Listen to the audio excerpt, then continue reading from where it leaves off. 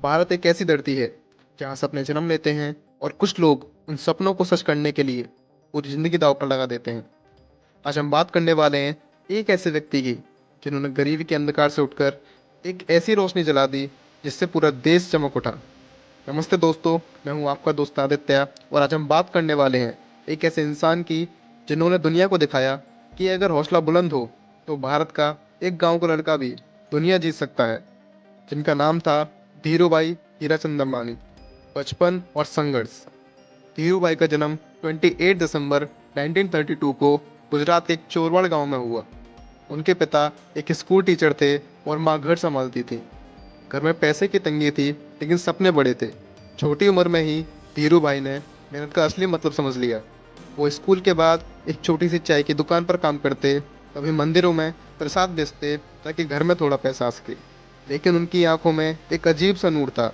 एक दिन कुछ बड़ा कर दिखाने का जुनून। यामीन का सफ़र।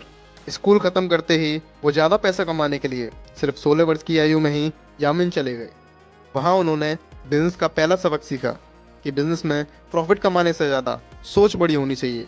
वो देखा करते थे कि किसी कंपनी का मालिक कैसे सोचता है, कैसे रिस्क लेता है। उन्होंने अकाउंटिंग, ट्रेडिंग और मैनेजमेंट सब कुछ खुद ही सीख लिया। और फिर एक दिन उन्होंने डिसाइड किया कि मैं भी अपना बिजनेस खोलूंगा, अपना नाम बनाऊंगा। भारत वापसी और सपने की शुरुआत। 1958 में धीरूभाई वापस भारत आए, सिर्फ 5,000 के साथ, लेकिन सपने करोड़ों के थे।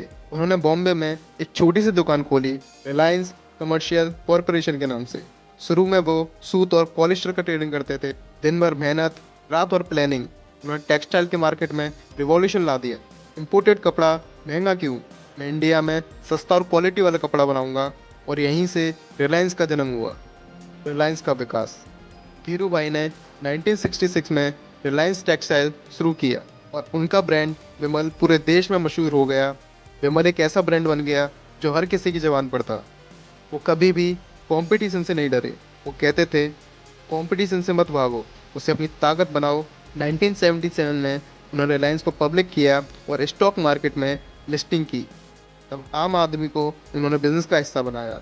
लोगों ने धीरूभाई पर भरोसा किया और उन्होंने उस भरोसे को कभी नहीं तोड़ा। रिलायंस इंडिया की पहली कंपनी बनी जिसके शेयर होल्डर्स लाखों में थे। उन्होंने भारत में इक्विटी कल्चर का युग शुरू किया, इनोवेशन और विजन। धीरूभाई अंबानी का विजन क्लियर था। वो सिर्फ बिजनेस नहीं, भारत का फ्यूचर बनाना चाहते थे। वो कहते थे, मुझे पैसा नहीं चाहिए, मुझे भारत का विकास चाहिए। उन्होंने रेफिनरी, पेट्रोकेमिकल और टेलीकॉम जैसे सेक्टर्स में भी कदम रखा। जब लोगों ने कहा ये इम्पॉसिबल है, लेकिन धीरूभाई हमेशा कहते थे, बड़े सपने देखो, अगर तुम सपने देख सकते हो तो उन्हें पूरा भी कर सकते हो। उन्होंने रिलायंस को एक ग्लोबल नेम बना दिया, टेक्सटाइल से लेकर टेलीकॉम तक। चैलेंजेस और कंट्रोवर्सीज। बड़ा सपना हमेशा बड़े दुश्मन लाता है। धीरूभाई के साथ भी ऐसा ही हुआ। उन पर कई बार सरकारी सिस्टम ने रेस्ट्रिक्शंस लगाए, मीडिया ने क्वेश्चंस उठाए और कॉम्पिटिटर्स ने साजिशें की, लेकिन वो कभी रुके नहीं। वो कहते थे, डोंट गिव अप, चैलेंजेस आते हैं पर जीत उन्हीं की होती है जो रुकते नहीं और जो झुकते नहीं। उन्होंने अपने कॉम्पिटिटर्स को दोस्तों में बदला और हर मुश्किल में मौका देखा। सपनों का साम्राज्य। 2002 में धीरूभाई अंबानी इस दुनिया से चले गए, लेकिन उनका सपना जिंदा है। आज रिलायंस दुनिया के सबसे बड़े इंडस्ट्रियल एम्पायर्स में से एक है। मुकेश अंबानी और अनिल अंबानी ने उस एम्पायर को आगे बढ़ाया। उनकी लेगेसी सिर्फ एक कंपनी नहीं, एक विचार है, एक सोच है, एक इंस्पिरेशन है। वो हर उस इंसान के दिल में जीते हैं जो गरीबी से लड़कर अपनी पहचान बनाना चाहता है। धीरूभाई अंबानी ने सबको एक मैसेज दिया, सपने छोटे हों या बड़े हों, फर्क नहीं पड़ता।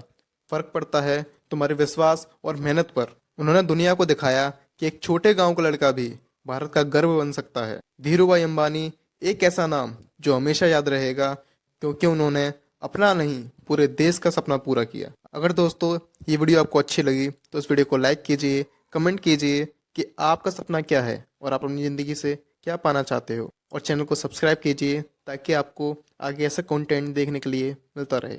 धन्यवाद।